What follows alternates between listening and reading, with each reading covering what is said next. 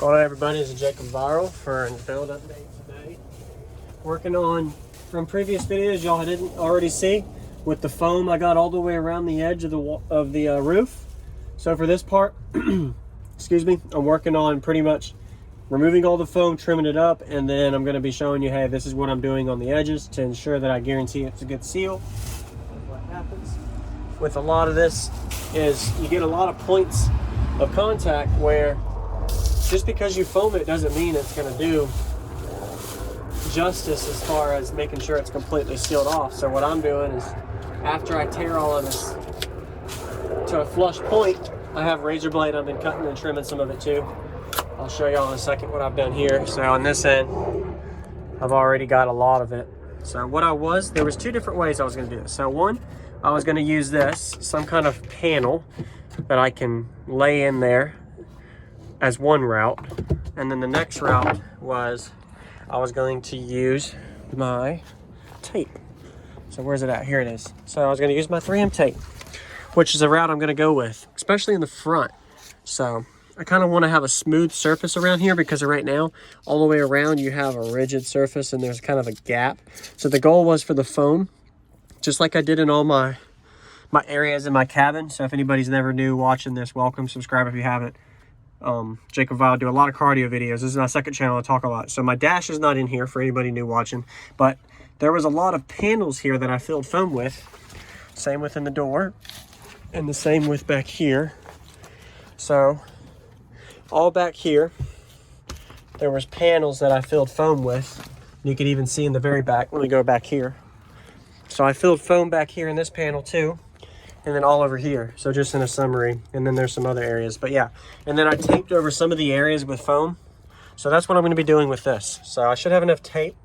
What I'm going to do, this is 3M tape I got at Lowe's, but once I get all of my foam removed and trimmed all the way around, I'm going to put a layer of tape around here. So as I do this, I'm going to probably talk for a few minutes, vlog, give you all some key pointers that I've learned, as well as things that I know I'm going to be dealing with this roof, as far as results and things that are required once you do this. And this is a good topic to talk about for anybody that's doing any kind of major cabin changes, such as a roof. So this is a major cabin change.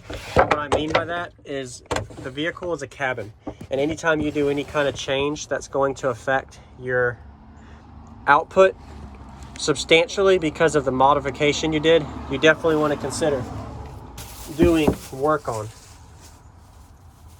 your box, your enclosure, as well as the cabin itself, because when you do these changes like this roof, so you go from a sheet metal roof to a wood roof, so it's a different resonance frequency that my vehicle now is going to peak at. So before, my resonance frequency peak was normally around 46 to 48 hertz. For some reason, my vehicle likes that range. It did always like it, especially when I was walled as well. That has a lot to do with sheet metal in my vehicle, as well as how my cabin reacted to the port tuning of my fourth order. I couldn't tell you why, it just did. And every vehicle's different. And the only way you're going to know that is to test with sealed enclosures, single sub builds, and then you kind of sweep up and burp it until you find out your peaks, and then kind of trial and error with the vehicle. So I mean, it's just something you use with meters. That's why I always use a meter for a lot of my videos, is because I want to physically see what my meter results are. In the video, when I do that on video with the meter, it kind of helps me show y'all, hey, this is kind of what I'm dealing with, and this is why I use a meter, to show you my peak changes and where everything kind of was altered because of the changes I did and how it affected my meter score. And that's kind of what I'm doing with this. So the whole goal of this whole video series with the roof is to kind of show you guys how I do it, because for one, I've never done this before. This is a first for me and I'm learning, but main thing is to learn and teach guys on my second channel, hey, this is how I do a wood roof. Plus, I want to get louder, and most base heads want to get louder, so it's a good route to go with, and that's what I'm doing. So hopefully this gets me louder. And this goes into my next topic that I was saying that I was going to talk about as I do this for vlogging, is you got to consider how your vehicle works when it comes to tuning spec. So what I mean by that is, as you do changes in your vehicle, it can actually show on the meter at first that you lose, until you retune and retweak your enclosure.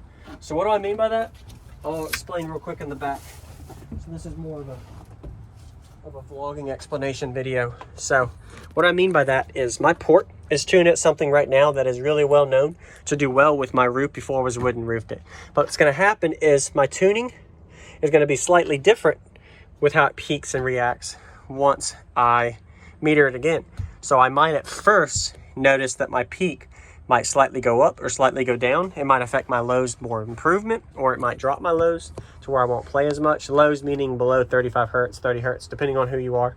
But for my enclosure, anything below 30 hertz is considered lows, being in a fourth order, big ratio. An average fourth order normally plays around 23 to 25 hertz. Mine's a little bit higher just because of the sealed section's a little smaller, and I'm a bigger ratio, so I wanted a high-end peak, more around mid 40 hertz range, which causes me to slope down massively on the low end. Anyway, so what I'm going to have to do is tune my port again once I do this, because the port area, my tuning and peak could slightly change and deviate because of this wood roof that I installed. And anytime you do stuff like this, you're going to have to reconsider that when it comes to fine-tuning your enclosure. So that's why a lot of people say when they're testing and tuning, that's what they mean, is they're retuning their enclosure to what's optimal for their vehicle. And every vehicle is different. Especially big SPL guru people will tell you that they know for sure that that's going to be something that helps them gain, is by doing a lot of cabin mods and then tuning enclosure spec improvements.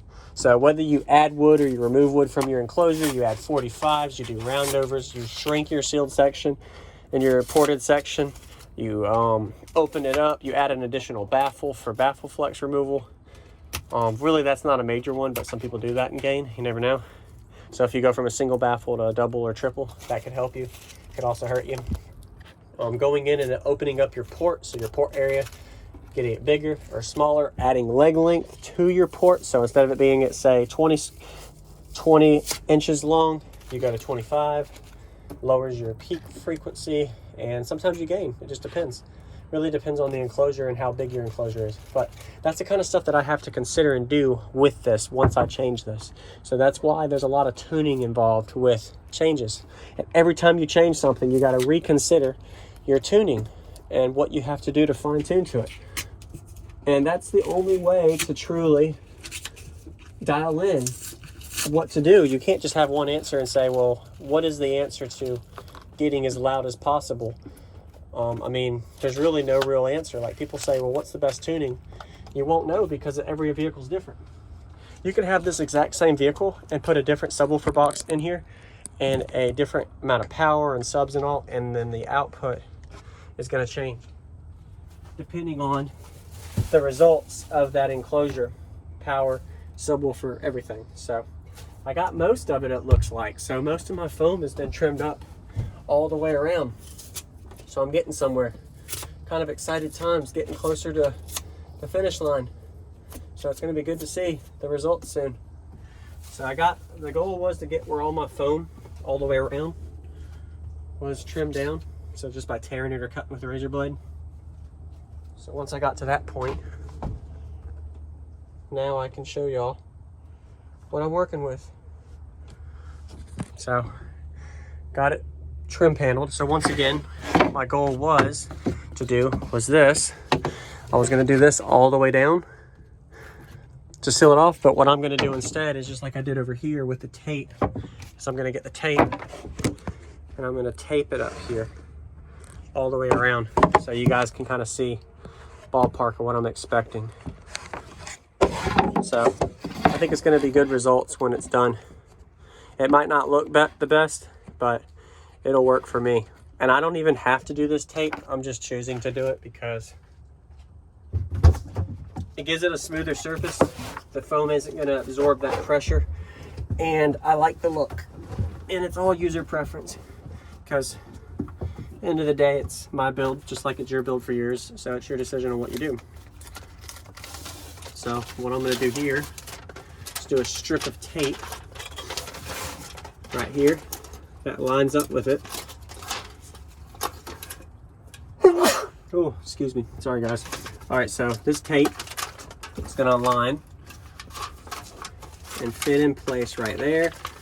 And unravel it a little bit and make sure it's flush on one side, and then I'll mount the other side flush. And that's really all I need. And the goal for this is, as long as this is really well solid because of the braces that I put in here, it should not move or tear. So this tape will help me kind of identify that too. As you never know, you don't realize how much flex you're actually doing even after putting the wood roof in. Bracing it up is very critical too. But yeah, that's where we stand right now with this. So let me go ahead and cut this part off here, and we'll see the results. And that'll be the video for today. Thanks for watching. Subscribe if y'all haven't. Comment questions. Give some suggestions on what guys can do. I'm not going to really be doing too much more on this besides what I've done. There's only so much I can do. But what I'm going to be doing is reading y'all's comments, using it as a feedback, and then also other people are going to be reading them, and they're going to be able to utilize what you guys commented for your own build, for their build. So what you guys are saying does matter. So feel free to comment and let us know what you think about the whole build and what you think could be improved, because it could help me and others. So there we go. That's the video. Thanks for watching, guys. Turned out really well, and that's how it's gonna look, finished product. So it ain't perfect, but I mean, it's better than the foam. And I could have left it without doing anything, but just this extra little layer of tape across here, it might flimsy up a little, so I'm probably going to add another baffle of tape, maybe 2 more layers. But that's how we're looking, and that's how it's going to look everywhere, all the way around, and then I'll be complete. Stay tuned for a build update to see what's next on the roof work, and we'll see how it does on the meter.